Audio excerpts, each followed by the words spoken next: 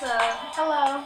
So, again, this is theU.G.L.Y. truth, and today we are continuing our series on women in media. And this particular episode is a continuation of the women in hip hop discussion, where we explore using the historical, literary, and just greater consciousness of how women play a part in hip hop, their contributions, and what that means to the greater Black community. So if you missed the last episode, hopefully you'll go back and see that one before you see this one.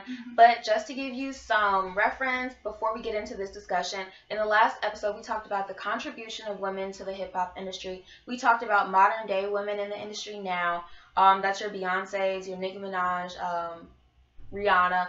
And then we talked about the female response to how they're depicted in hip-hop culture. And in this episode, we're going to talk about the fact that, even though we don't approve of these lyrics, we're still endorsing them. We sing along to them all the time. And, we don't necessarily make that conscious connection that this isn't positive, as well as endorsing the hip-hop image, everybody wants a fat ass, and our responsibility to change this culture. So, like Talia said before, I know I'm guilty of this. Like, if I hear a rapper talk about somebody with a fat ass, excuse my English, mama. Sorry, mama. But, like, I'm going to sing along. Like, I'm like, hey, she this, and she doing this and doing that. And it's like, I feel like I'm supporting that. And people be like, well, why you listen to that music? And I'm like, I don't really, I don't do it myself. I don't let the music sway me. But then who is it swaying? You know what I'm saying? Exactly. Because there are other people who listen to the music, not just me. And I might have a strong mind, but people are impressionable. That's so, like, especially younger kids, like, how do they feel? Definitely. Like, for those of you who have seen the 1, 2, 3, 4 video by Lupe Fiasco, it's a great example of this. It shows the influence of mass media on children who don't necessarily have that strong family support in their lives. How are they being swayed by this material? Because you aren't at a point where you have the mental stability and the emotional maturity to be able to discern what's right and what's wrong, and to be able to determine whether or not that's a positive or a negative influence in your life. So we have to look at that. Like, yes, I'm singing along to it and it doesn't affect me, but it's going to affect our youth. That's very true, because it used to be, speaking of our moms, it used to be a rule that my mom had that we weren't allowed to listen to too much of a certain kind of music. Like, after a while, like, especially not when we went to sleep, because you're subconscious, and so things can just kind of infiltrate your mind.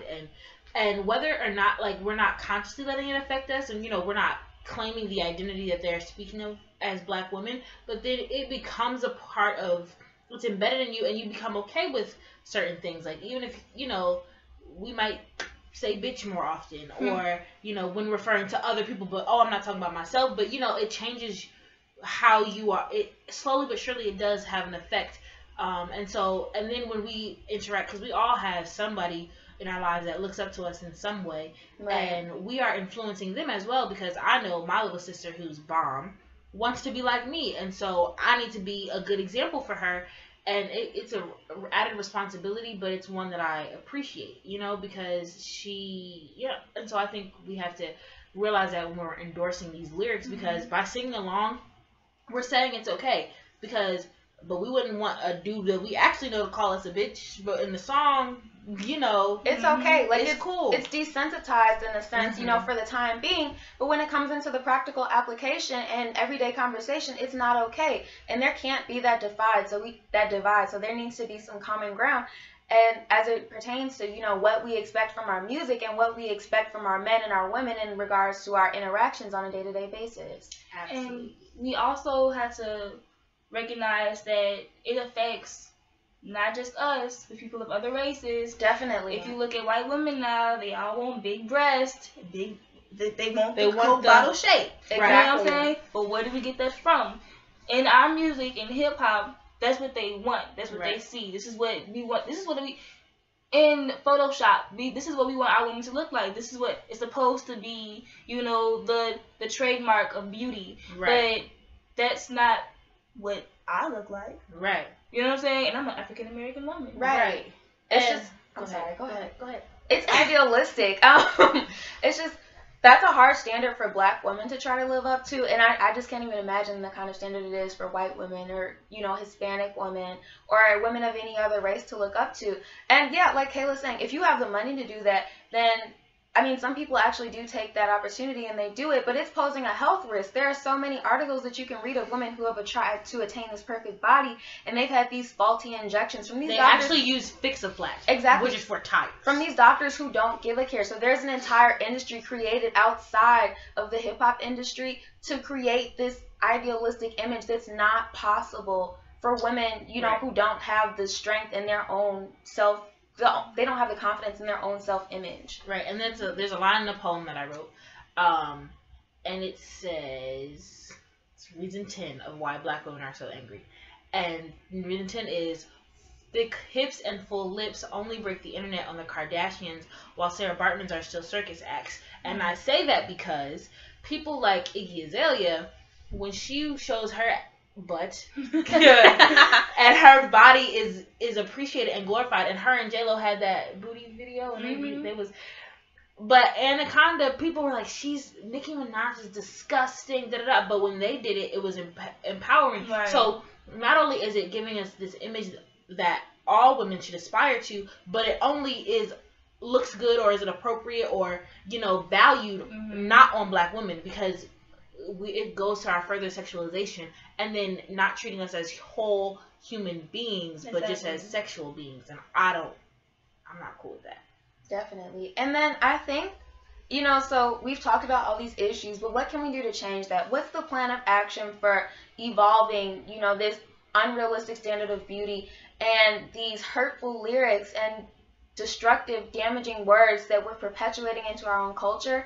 Well, there are already a lot of positive entities that are combating this. You know, you look at Ebony and Jet and Essence magazines, and you see that on the covers monthly, there's a different woman featured. She's got a different skin tone, different hair texture, different body shape, and she's still beautiful. Right. She's still a cover girl. So it's important to support businesses like that are, you know, making light of the fact that we each have our own standard of beauty, and we need to embrace that, because at the end of the day, if we aren't okay with ourselves, then, you know, we're going to be stuck in this ever-changing process cycle of trying to become something that's not real. So basically we really have to respect who we are as people, not just black women, but all women, so that we don't let the music sway us to doing something that we, you know, because we want attention that we don't necessarily shouldn't have. You know what I'm saying? Right. And so if we love ourselves first, we wouldn't want to look like that. We would love who we look like now. Right, and we love the people that do look like that if they look like that. Exactly. You know? And I think also we have to support, like, local entities that deal with, you know, the uplifting and empowering of black women, like EmpowerMe does. Right. I got to plug, shout out to Tiffany. I'll get all the information for EmpowerMe in the description. But it's part of the organization since its inception, and it has definitely aided my growth and self-esteem and self-worth. And we do discuss, it's a mentorship program, and we do discuss the necessity of positive images of women and, you know, in media, and supporting ourselves. And so I think a part of fixing the problem is supporting the things that address it, you know? Something important to take from this video, Malcolm X said a quote, "The media is the most powerful entity on earth. They have the power to make the innocent guilty and make the guilty innocent. And that's power because they control the minds of the masses." You know, music is media. And it kind of connects also to the Michael Brown incident in Ferguson, and how the masses were swayed by all the things that were put out on the news, or the things that were not put. Exactly. And Twitter was a big deal for the Ferguson event. It really pushed, you know, you saw two different sides of everything. On Twitter you saw, you know, one thing, and on the news you saw another thing, and you can definitely see you can distinguish between the two, you know, and how people really felt, and the difference between the two. That's another discussion to have. So make sure you subscribe and like, stay up to date, comment. Please, we really want to know what you want to say. You know, want to hear from us. But then we want a conversation with you. Right. So absolutely. Comment everything that you have on your mind, and tell us, and even critiques, like because we will take them, because this is all a learning process for us too. Exactly. Yeah.